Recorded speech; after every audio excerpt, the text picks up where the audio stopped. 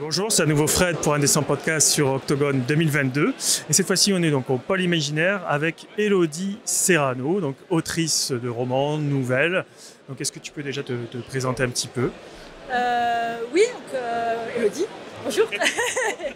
Donc, je suis autrice imaginaire, je fais un peu tous les genres, tous les formats, toutes les tranches d'âge, même bientôt, vu que j'ai un jeunesse qui sort l'an prochain. Voilà, donc je fais du space-up, de la fantasy, du fantastique horrifique, court, long, je touche un peu à tout, il n'y a pas de limite. Ce qui me plaît. Le ciel est la limite, comme on dit. D'accord, voilà. sky is the limit. Exactement. Et je suis vétérinaire de formation, même si je n'exerce plus, ce qui explique pourquoi il y a quand même très souvent, voire quasi tout le temps, des animaux sous une forme ou une autre dans mes textes.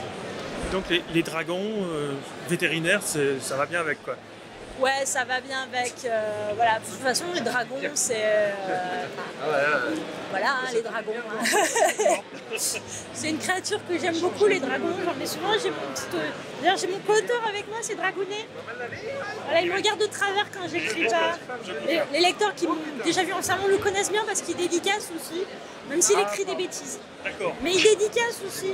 Et quand il est à la maison, il se fait maltraiter, il y a le chat qui essaie de le décapiter. Mais voilà.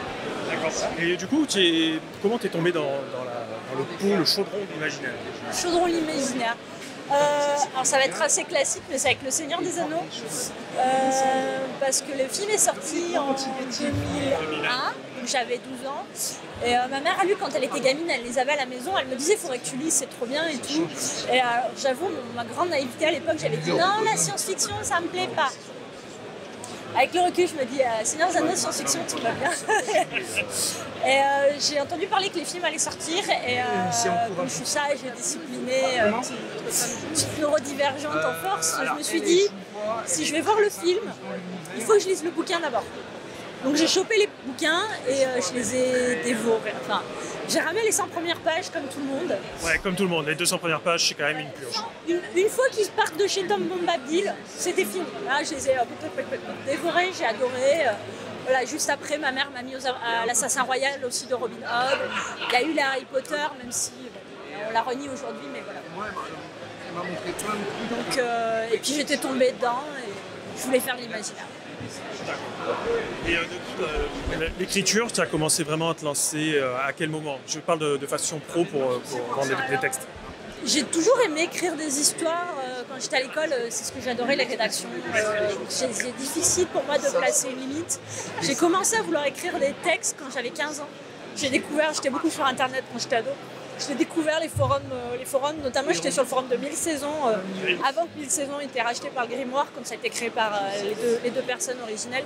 Et il y avait une partie bêta lecture de texte, où j'ai un peu découvert les communautés d'auteurs, d'autrices, et je me suis dit, parce que j'ai un trouble de l'attention, j'ai essayé d'écrire des romans quand j'étais plus jeune, mais je faisais 1, 2, 3 chapitres, et j'abandonnais parce que je me lançais dans des grandes sagas de fantasy avec des cartes et tout, machin. Il y avait toujours des loups d'ailleurs, bizarrement, dedans. Et puis je me suis dit j'allais mettre aux nouvelles. Donc j'ai écrit mes premières nouvelles. Ma toute première nouvelle, il y avait un chat dedans. Il y a un écrivain qui ne trouvait pas l'inspiration et qui voyait un chat noir passer et qui le suivait dans une dimension parallèle. Enfin, voilà, c'est un vieux texte qui n'a jamais eu de vie au-delà de ça. Donc j'avais 15 ans quand j'ai commencé à m'y mettre un peu sérieusement. Et puis j'ai fait mes études, ça a été un peu compliqué. Et en 2011-2012, je me suis mise vraiment en mode je vais être professionnelle, je vais les noyer sous mes textes, ils vont finir par me publier. Ça marchait. Du coup, ça a marché. Ouais, plutôt parce que j'ai fini par faire des bons textes que parce qu'ils sont lassés de voir mon nom apparaître. Mais oui, ça a marché. Ça peut aider, il paraît. Oui, je me suis dit, j'ai essayé de faire un challenge, une nouvelle par mois. En me disant, je vais écrire 12 nouvelles par an, je vais les envoyer partout. À un moment donné, ils vont en avoir marre. En vrai, c'est surtout que quand tu écris, j'ai jamais réussi à faire les 12, mais j'en ai 9 ou 10 par an.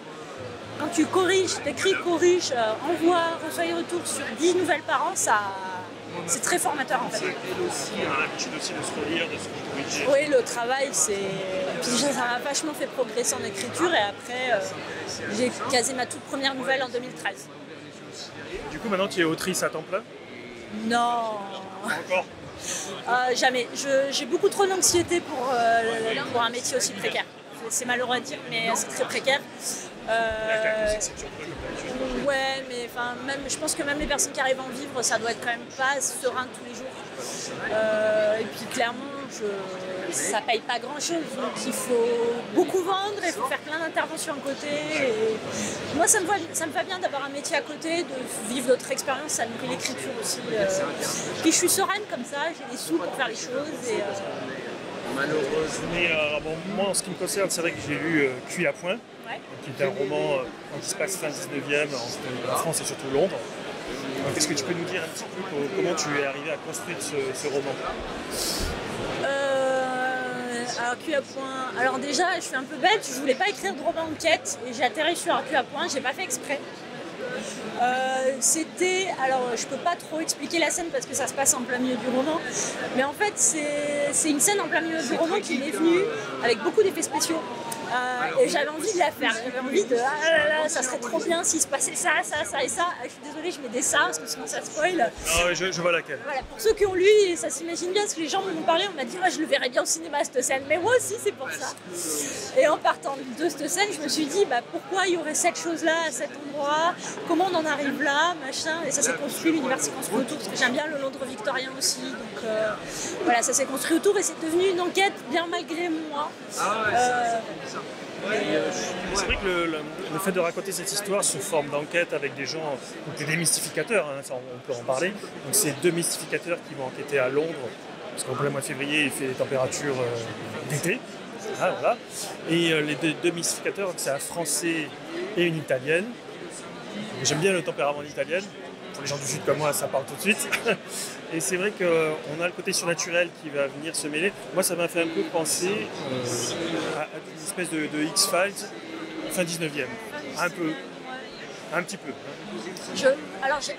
C'est marrant parce qu'à chaque fois que quelqu'un me parle de mes bouquins, on me cite des références que je n'ai jamais lues ou vues. Je n'ai jamais regardé X-Files, donc c'est rigolo. Moi, je trouve ça super rigolo.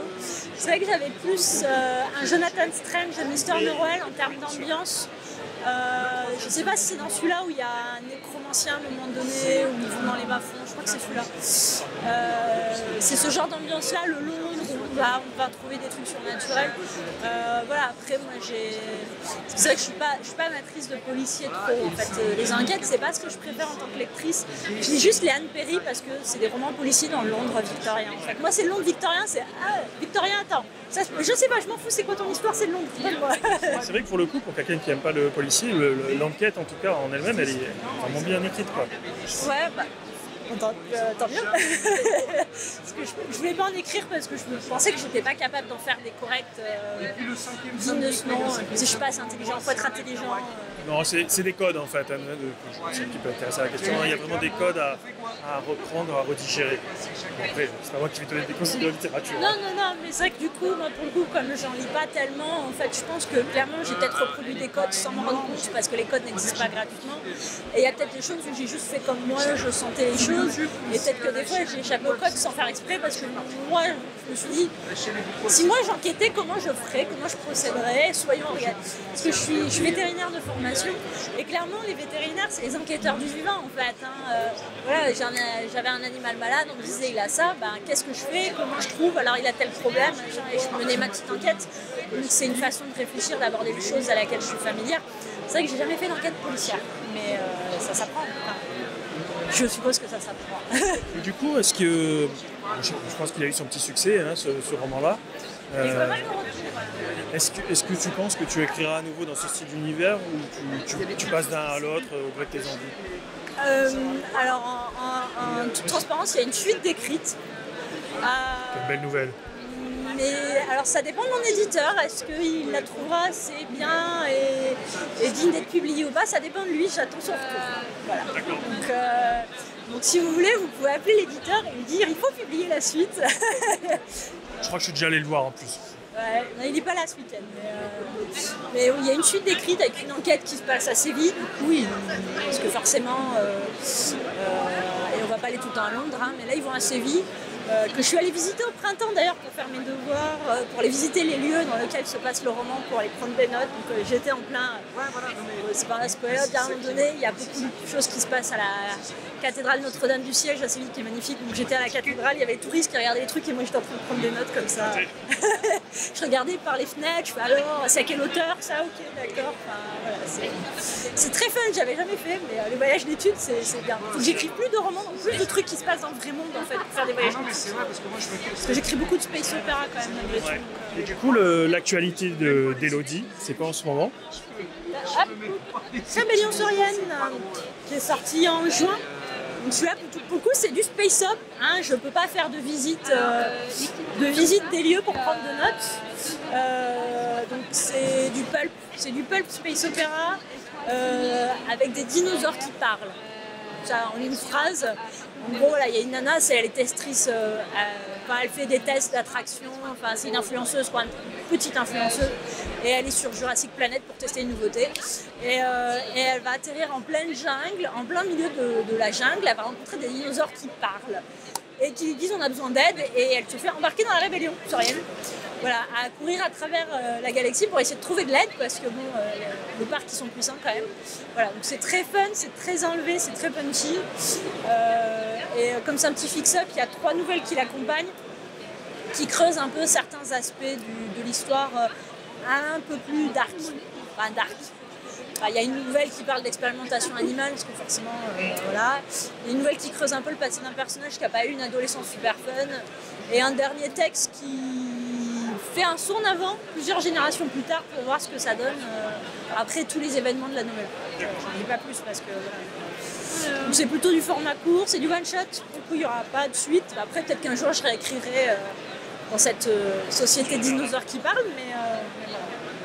Ok, bah écoute, en tout cas, on te remercie. Merci à toi. On te souhaite un très bon festival et puis à une prochaine.